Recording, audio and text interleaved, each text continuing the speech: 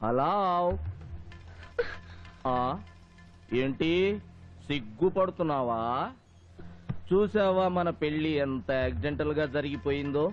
మన మ్యారేజ్ అవ్వడం, promotion order రావడం, మనం వెంటనే బయలుదేరి ఇక్కడికి రావడం అంతా గమ్మత్తుగా జరిగిపోయింది కదూ. అసలు నాకు ట్రాన్స్ఫర్ అయ్యి ఊరు వచ్చినట్లేదు, హనీమూన్ కోసం వచ్చినట్టుంది. అరే అరే అరే ఏంటా ఎక్స్ప్రెషన్? షాక్ కొట్టిందా? మగాడి టచింగ్ ఫస్ట్ టైం అయినట్టు, అసలు మగ స్మెల్లే తగలనట్టు, ఫ్రెష్ సరుకులాగా. ఆ ఎక్స్ప్రెషన్ ఏంటి?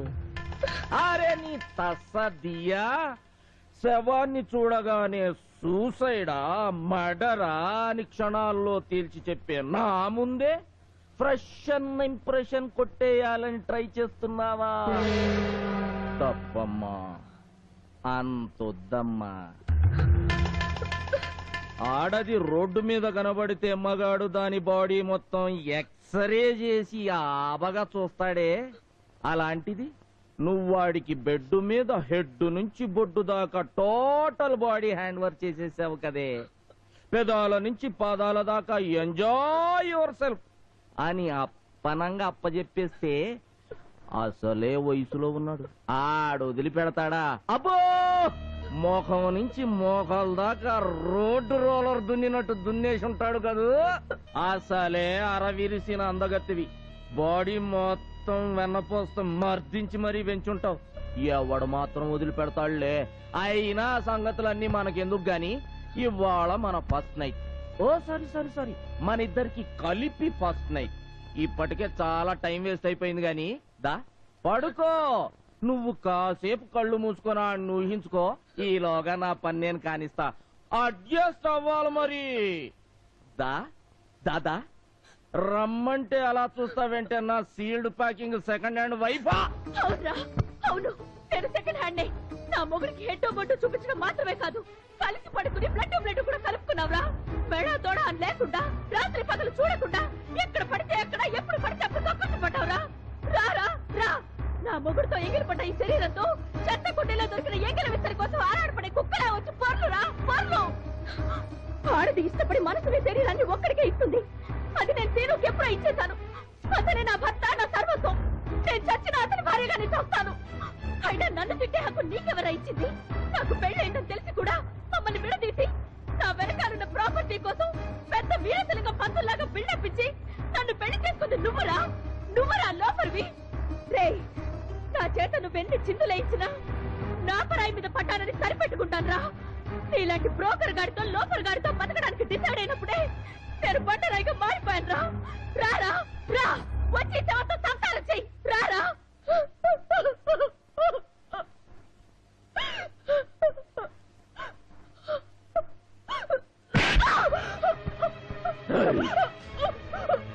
ఏమే, నేనంత బేవర్స్ గండని తెలిసినప్పుడు నాతో పెళ్లికెందుకు ఒప్పుకున్నాను?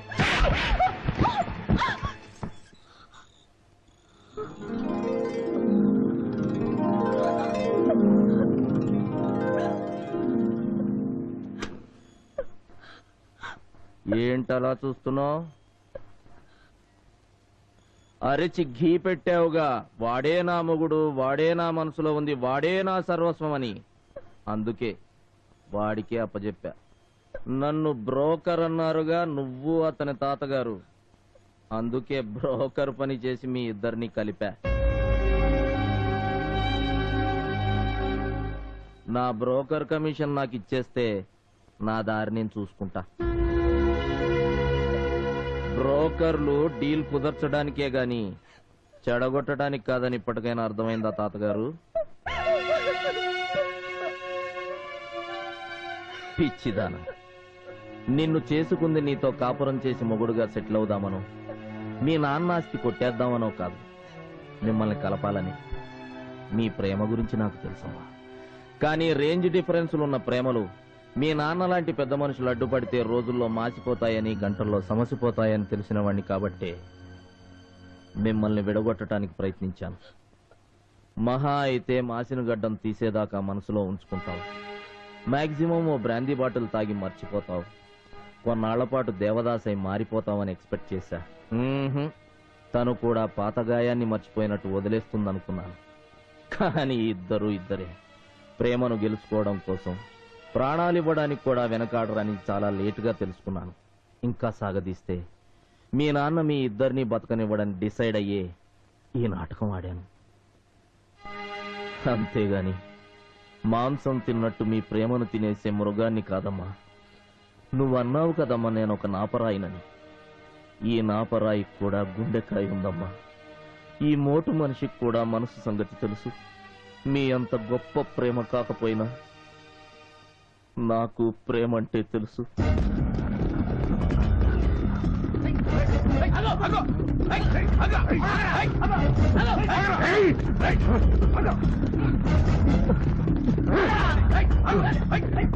ప్లీజ్ కాపాడండి, నన్ను కాపాడండి.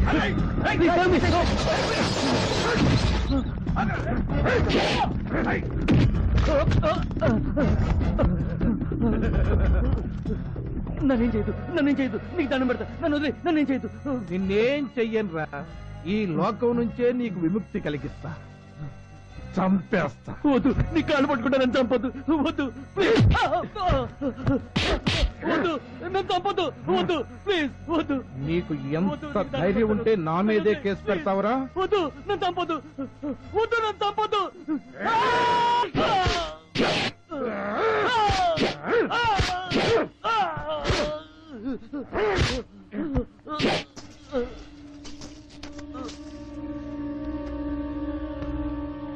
రేయ్, నా పేరు GK, son of K GK. House number 1, road number 10, Jubilee hills, Hyderabad. ఇక్కడ మీరు చూసింది మర్డరే, చేసింది ఈ జీకేనే. ఎవడైనా ఎప్పుడైనా ఎక్కడైనా కేసు పెట్టొచ్చు, సాక్ష్యం చెప్పొచ్చు, శవాలైపోవచ్చు.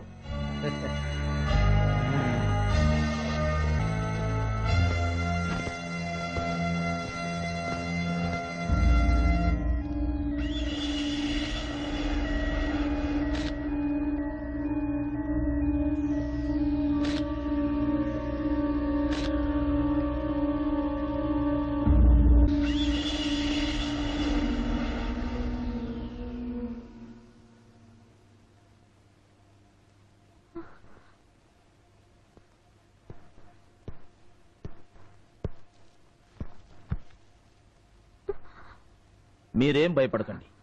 ఓ చిన్న ఇన్ఫర్మేషన్ కోసం వచ్చాం. హత్య జరిగిన స్పాట్లో మీరున్నారని నాకు తెలుసు. ఆ హంతకుణ్ణి మీరు చూశారని కూడా నాకు తెలుసు. వాడెవడో చెప్పండి. కనీసం వాడు ఎలా ఉంటాడో చెప్పండి. ఇప్పుడు మీరు చెప్పే వివరాల మీదే టోటల్ గా ఈ కేసు ఆధారపడింది. మీకెవ్వరి వల్ల ఏ హాని జరగదని నేను హామీ ఇస్తున్నాను. ఆలోచించకండి. ఈ ఒక్క ఇన్ఫర్మేషన్ ఇచ్చి మా డిపార్ట్మెంట్ కి సహకరించండి ప్లీజ్. మాట్లాడరే. వాట్? మాటలు రావా? Oh shit.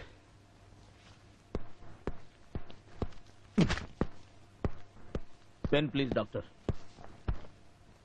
దీని మీద వాడి పేరేంటో రాయ్. కనీసం వాడు ఎలా ఉంటాడో రాయ్. Come on, write down I say. చదువు కూడా రాదా? బుల్షిట్. స్టూడెంట్ లాగా షోకులు మాత్రం చేసావు.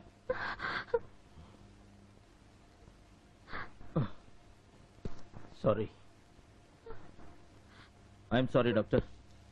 Come on, let's go.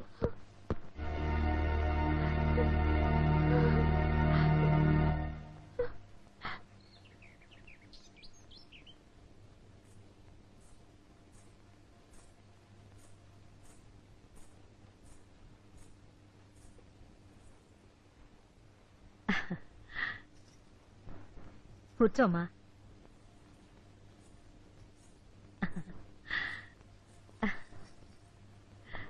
అమ్మాయి మహాలక్ష్మిలా ఉంది వదిన గారు. అవునవును, చేతిలో వీణొక్కటి లేదు గాని లేకపోతే సాక్షాత్తు మహాలక్ష్మియే. సంచి కాస్త మూస్తారా? వీణ మహాలక్ష్మి చేతిలో ఉండదు మాస్టారు, సరస్వతీదేవి చేతిలో ఉంటుంది. అదే నా ఉద్దేశం కూడా అదే. నీ పేరేమిటమ్మా? చెప్పమ్మా. సుశీల. పేరు చక్కగా ఉంది. చూడమ్మాయి, సంగీతంలో రాగాలు కీర్తనలు ఏమైనా వచ్చా? ఎక్కువగా వాగేవాళ్ల బుర్ర రామకీర్తన పాడించడం బాగా వచ్చు. మీరు నోళ్ళు మూయండి. సంగీతం నేర్చుకుందండి. అలాగా? అమ్మా, ఏది ఓ మంచి కీర్తన పాడు. పర్లేదు, పాడమ్మా.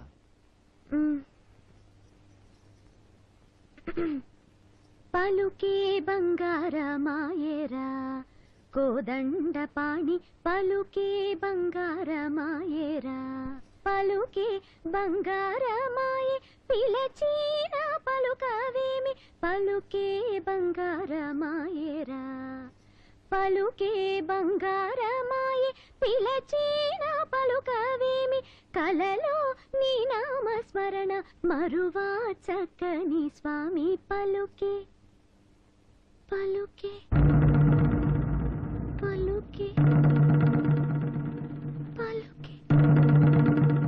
పలుకే పలుకే అంటూ అక్కడే పలుకుతున్నావేంటమ్మా? బాగానే పలుకుతున్నావుగా, పూర్తిగా పలికే. పలుకు. అయ్యో అయ్యో అయ్యో, వీడెవడండి పట్ట పక్కలే మన ఇంట్లో దూరి మన అమ్మాయి వెనకాల పడ్డాడు. అలా చూస్తూ నిలబడతారేమిటండి? వెళ్ళి పోలీసులకు ఫోన్ చేయండి. ఆయనే పోలీస్ అండి. అవునండి. అవును వదిన గారు, వాడే మా అబ్బాయి. మీ అబ్బాయా? ఏంటి, నీకు ఆలు రావా? ఏబిసిడీలు తెలియవా? నువ్వు బెబ్బెబ్బెబ్బేవా? మాట్లాడు. నేను మూగుదాన్ని కాదు, చదువులాని దాన్ని అంతకన్నా కాదు. మరెందుకు అలా నాటకం ఆడావు? ఏ పోలీసులంటే నవ్వులాటగా ఉందా? నడి బజారులో ఒక హత్య జరిగితే కళ్లతో చూసిన వాళ్ళంతా గుడ్డి వాళ్ళమని తప్పుకుంటే, చదువుకున్న దానివి, లోక జ్ఞానం తెలిసిన దానివి, నీకేమైంది? భయం వేసింది. ఎస్, సాక్ష్యం పేరుతో పోలీస్ స్టేషన్ చుట్టూ తిప్పుకుంటారని భయం వేసింది. కేసు పేరుతో కోర్టు చుట్టూ రౌండ్ కొట్టిస్తారని భయం వేసింది. అర్థం కాని రూల్స్ తో, అడ్డమైన ప్రశ్నలతో గుచ్చి గుచ్చి పీడించి జీవితం మీద విరక్తి పుట్టేలా చేస్తారని భయం వేసింది. పోలీసులంటే అంత అపనమ్మకమా? అవును, అపనమ్మకమే. మీ ప్రాణాల్ని కాపాడుకోవడానికి దిక్కులేదు, ఇంకా సాక్షి ప్రాణాలను కాపాడతారు? What nonsense are you talking? ఏ, నేనన్న దానిలో అబద్ధమే ఉంది? గుండెల మీద చేసుకుని ఏ పోలీస్ అయినా నేను ఖచ్చితంగా 24 గంటలు బతకగలను అని చెప్పగలరా? అంతెందుకు, కేబినెట్ మినిస్టర్స్ ప్రాణాలకి రక్షణ లేదు. అలాంటప్పుడు మీ పోలీసుల్ని నమ్మి, అయ్యా నేను హత్య జరుగుతుండగా చూశాను, కోర్టుకొచ్చి సాక్ష్యం చెప్తాను అని కోర్టు మెట్లెక్కితే ఆ హత్య చేసిన వాడే నన్ను హత్య చేయడానికి గ్యారెంటీ ఏమిటి? చూడండి, సిన్సియర్ గా డ్యూటీ చేసి గొప్ప ఆఫీసర్ గా పరమవీర చక్ర బిరుదు పొందాలని మీకుందేవో కానీ, లేనిపోని గొడవలో తలదూర్చి అడ్డమైన బురద అంటించుకోవడం నాకిష్టం లేదు. గుడ్, చాలా గొప్పగా చెప్పావు. Thank you. నువ్విలాగే నీ సాటి వాళ్ళకి ఏం జరిగినా పట్టించుకోకుండా ఉండు. హత్య చేయబడ్డ అమాయకుల ఆయుష్ కూడా పోసుకొని 100 ఏళ్లు చల్లగా ఉండు. వస్తా. కానీ ఒక్క విషయం, ఇదే సమస్య నీకెదురైనప్పుడు నీకు సాయం చేయటానికి నీ పక్క వాళ్ళు కాదు కదా, నీ కన్నీళ్లు తుడవటానికి కనీసం నీ చేతి వేళ్లు కూడా ముందుకు రావు. గుర్తుంచుకో. Good bye.